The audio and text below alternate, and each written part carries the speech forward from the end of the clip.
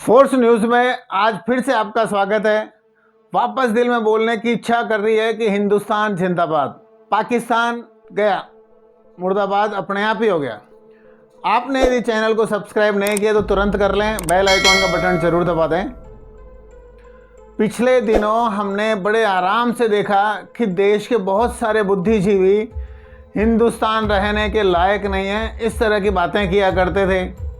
दिल्ली के अंदर एक विश्वविद्यालय के अंदर तो तिरंगे को जलाने की जैसी भी घटनाएं हुई या पाकिस्तान जिंदाबाद जैसे नारे भी लगे, और उसके बाद में परिणाम धीरे धीरे वैसा हो गया कि पिछले लगभग एक साल के अंदर पाकिस्तान जर्जर अवस्था में पहुंच गया। हिंदुस्तान जिंदाबाद कहने का टाइम अब भी है, पहले भी था, क्योंकि हम लोग वास्तव में लोकतंत्र को समझते हैं। हमारे यहाँ अल्पसंख्यक लोगों के लिए भी आरक्षण मौजूद रहता है, उनके लिए हॉस्टल बनते हैं, उनके बहुत सारी चीज़ें होती हैं।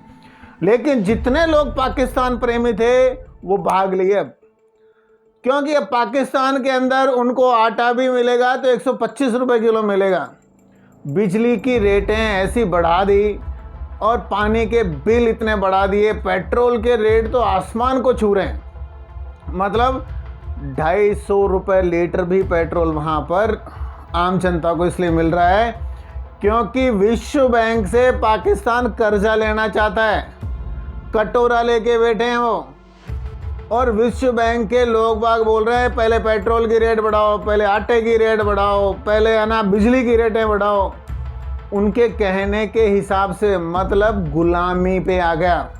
पहले जिस तरह से ब्रिटिश सरकार का गुलाम था पूरा का पूरा देश, विवाद हुआ और दो देश अलग अलग बन गए। भारत तो आज़ाद हो गया क्योंकि यहाँ सनातन संस्कृति के हिसाब से सब कुछ चलता रहा, लेकिन वहाँ धर्मांध लोग, आतंकवादी लोगों का इतना परचम पहुँचा कि ना तो कभी सरकार टिक सकी। 3 बार तो निर्वाचित सरकार को सेना ने उखाड़ के फेंक दिया। अब सेना भी कोई दूसरे देश की नहीं आई, उसी देश की सेना ने उसी के प्रधानमंत्री को जेल में डाल के नज़रबंद कर दिया। और जब इस तरह की व्यवस्थाएं आती हैं, हमारे देश पे भी आक्रमण किया, पैसा गया।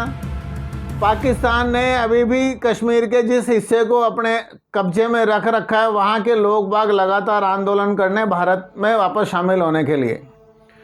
पाकिस्तान जिस तरह से अब विदेशी लोगों के सामने कटोरा लेके बैठा हुआ है और वो विश्व बैंक या चाइना या अमेरिका अपनी शर्तें थोप रहे हैं, तो पाकिस्तान के हुक्मरान भी ऐसे हैं कि जनता को कुचलने के लिए पूरी तरह से तैयार। मतलब महंगाई बढ़ती है बढ़ो, पेट्रोल की रेटें बढ़ती है बढ़ो, लोगों के चाहे पैदल चलने की नौबत आ जाए। इतनी बदहाल अवस्था हो गई कि आज के 15 दिन बाद में, मतलब फरवरी के एंड होते होते पाकिस्तान के पास में एक भी डॉलर नहीं बचेगा कि वो भारत से या किसी भी देश से गेहूं मंगा के अपनी जनता को खिला सके। आज जो 125 रुपये किलो आटा मिल रहा है और ये कब 250 पहुंच जाएगा, 250 रुपये का पेट्रोल कब 500 रुपये पहुंच जाएगा कुछ पता नहीं है। यहाँ तक कि पाकिस्तान के रुपये की औकात भी ऐसी हो गई कि $1 के बदले 280 रुपये उसको देने पड़ रहे हैं। हमारे हिंदुस्तान के अंदर तो डॉलर की रेट इतनी कभी नहीं गिरी, लेकिन पाकिस्तान में धीरे धीरे इस तरह की व्यवस्थाएं हो रही हैं। अभी हाल ही के अंदर भारत के अंदर जब ख्वाजा मोइनुद्दीन चिश्ती की दरगाह के अंदर उर्स लगा तो वहाँ पाकिस्तान के कुछ लोग आए, पता क्या ले गए? यहाँ से आटा दाल ले गए, यहाँ से हेलमेट खरीद के ले गए, मिक्सचर जूसर ग्राइंडर ले गए, पहनने के लिए कपड़े ले गए, क्योंकि पाकिस्तान में बहुत बड़ी महंगाई है। पाकिस्तान के अंदर शासन व्यवस्था नहीं है। आए दिन जब आतंकी हमले भी होते हैं, बम भी फूटते हैं, तो वहाँ लीपापोती दोनों स्तर पर चलती है। सेना अपने स्तर पे दबाने में लगती है, सरकार अपने स्तर पे रखती है, फिर विपक्षी पार्टी आती है, फिर उसकी सरकार को अपदस्थ करते हैं।